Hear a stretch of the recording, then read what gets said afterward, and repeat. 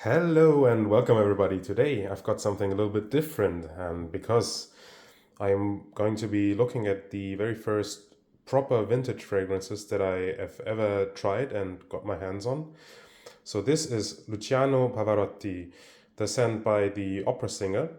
You can see the batch code here, and this is a release from 1994. And then we've also got just Luciano. And this one is a later release from 1999. Again, if you're curious, there's a batch code here.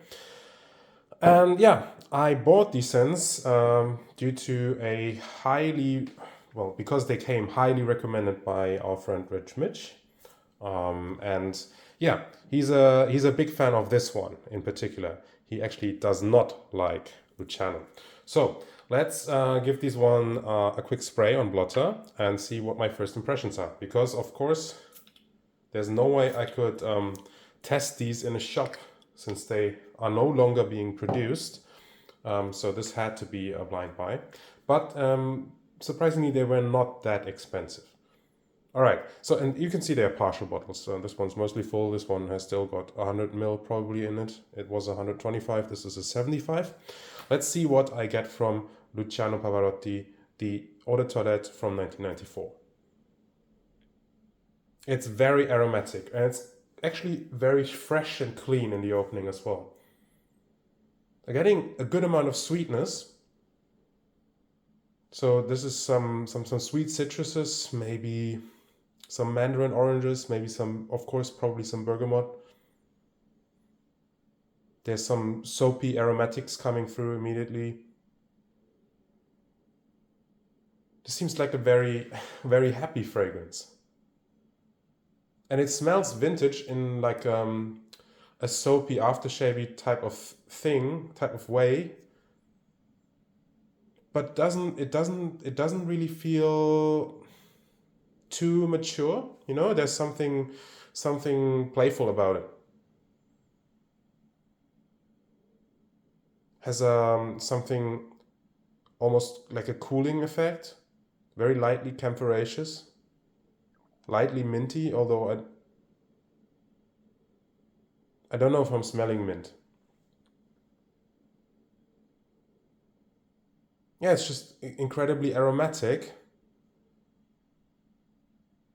fresh, bright citruses. So this is very intact. I don't know from when the bottle is exactly, but the citrus top notes are very much intact. Probably some lavender, probably some other florals, maybe something slightly dark coming through now. It's quite potent as well. So from the style, it kind of reminds me of Georgia Beverly Hills, but it smells very different. The Georgia Beverly Hills is kind of more crude, kind of more patchouli. This one also has patchouli, the Luciano Pavarotti, but it feels more refined. It's actually surprisingly refined. All right, let's give Luciano a quick spray on butter as well, and see why Rich Mitch does not like this one. Maybe I will still like it. Okay, it's very different.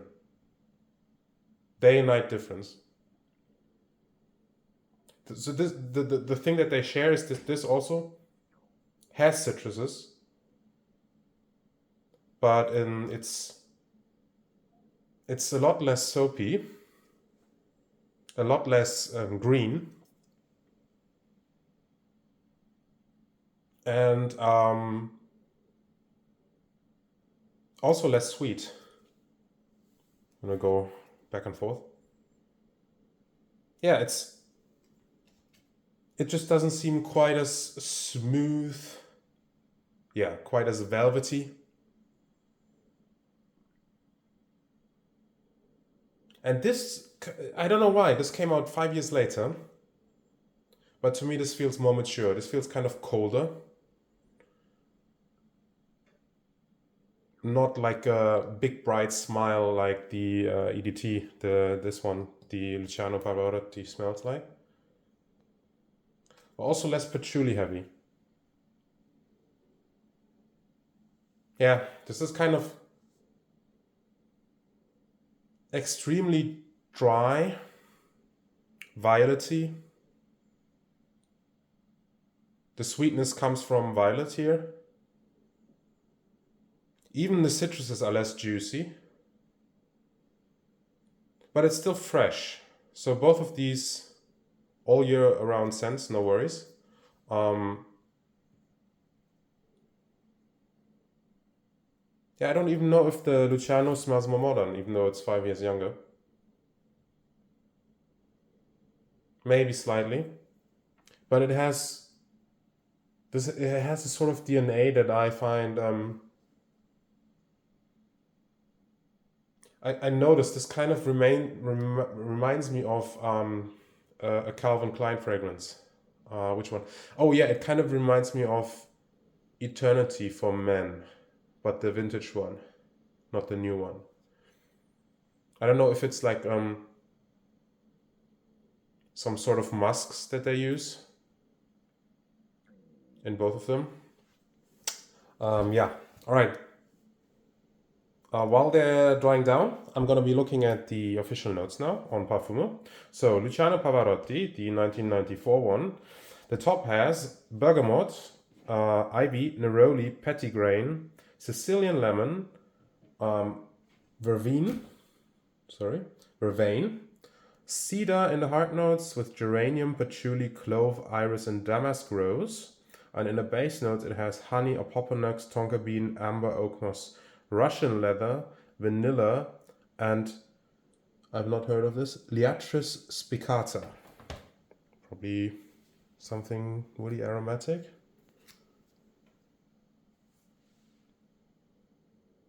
So yeah, the honey and spices definitely are coming through now, and there's a big patchouli in here.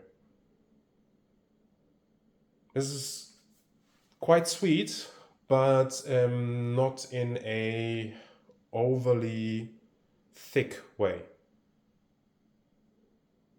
So you would think with those base notes it would be very thick, but it's not. And it remains extremely aromatic, though the clove is coming through quite strongly now.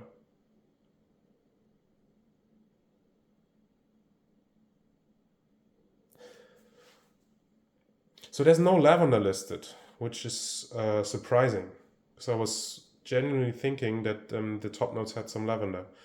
Maybe that's not listed, or it's a combination of the other aromatics that gives me the lavender feel. But definitely geranium for sure. Not sure I get any iris, to be honest. Not even like a huge amount of violet.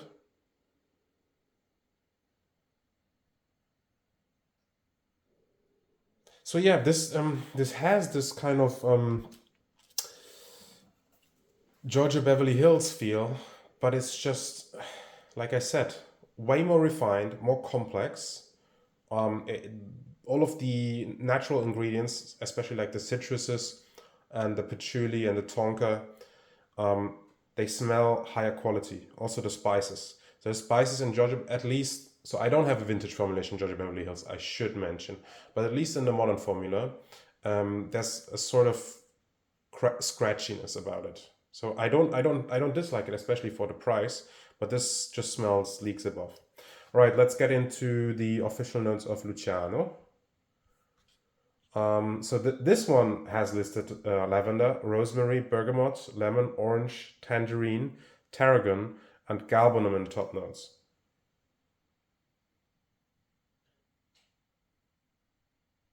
So interestingly, yeah, okay, there is a lavender nuance to it, but it just seems to kind of get lost in the mix. And then the heart notes are violet, clove, nutmeg, and the base notes are musks, tonka bean, cedarwood, frankincense, and sandalwood. So I watched a review by Scentland from years ago, and he mentioned that this had a ham, an Italian ham smell to him, and I get what he's saying. It's very interesting. You're not gonna be smelling very savory, but there's this note. Because I think it might be the nutmeg together with the woods and yeah, and the rosemary or something like that. That gives this a sort of yeah, like a ham, like a Parma ham type of smell. It's very very funny.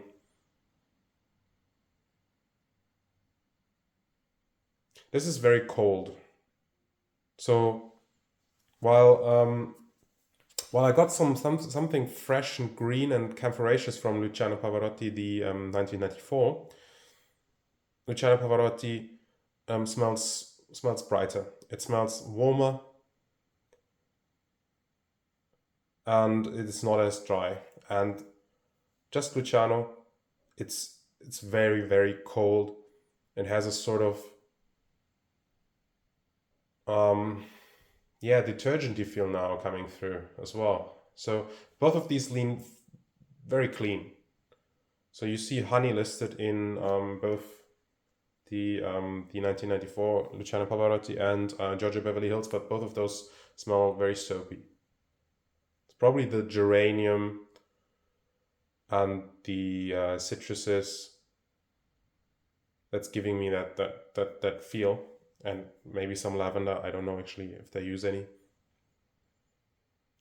And Luciano is also very clean, but more in a detergent powdery way. So it's like opening the box of a detergent powder, and you get that smell coming out. Dry, powdery, kind of sweet, but not like a very natural sweetness. And then there's this Parma ham nuance in the back. So I'm thinking detergent powder and Parma ham. It's very interesting, Luciano Pavarotti, just Luciano, sorry, the left one, the newer one. There's a slight smokiness as well.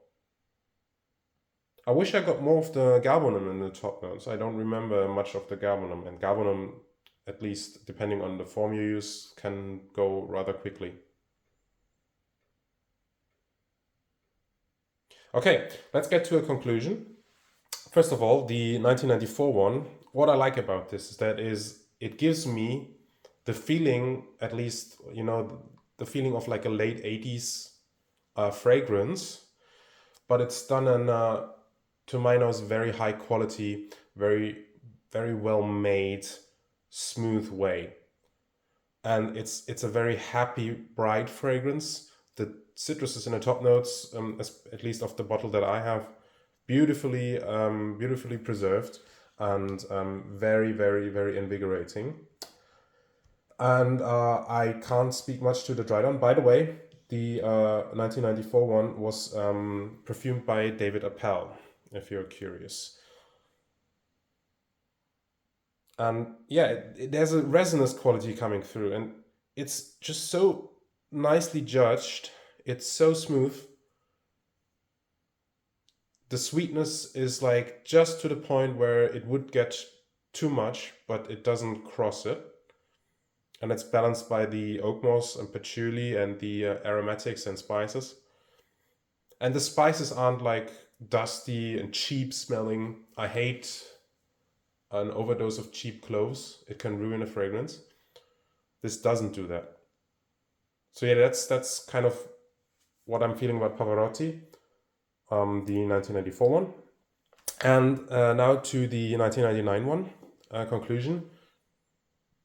It smells, in a way, it smells more modern, but it also smells more outdated. You know, there's something like timeless elegance that I would say is more, you know, represented in this one.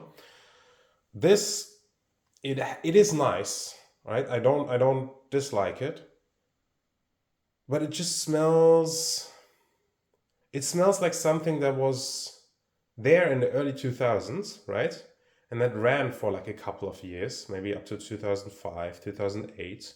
And then this sort of style went away, right? This sort of style of musks and like cold freshness. detergent powderiness. And the only thing that makes this different from that type of fragrance is this ham note, this Parma ham note.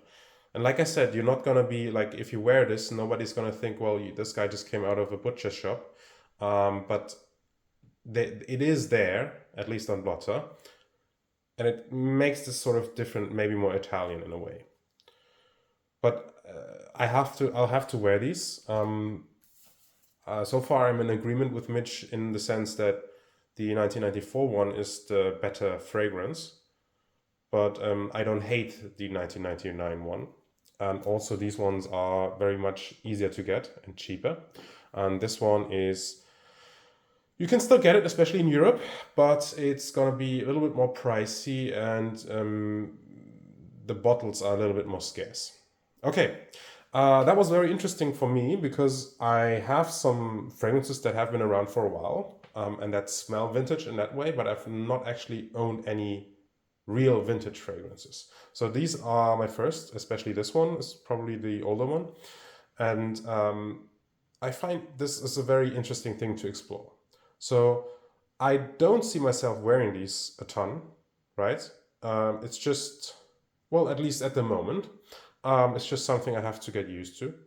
But I enjoy that I got my nose in them, and I like the quality that is represented. Okay, that wraps it up. Thank you so much for watching, if you stuck around. Yeah, thanks in general for supporting my channel and for leaving comments. I'm always happy to read anything, criticism, praise, although I probably wouldn't wouldn't praise myself that much. Yeah. Thank you and have a great day. We will see each other in the next video. Bye bye.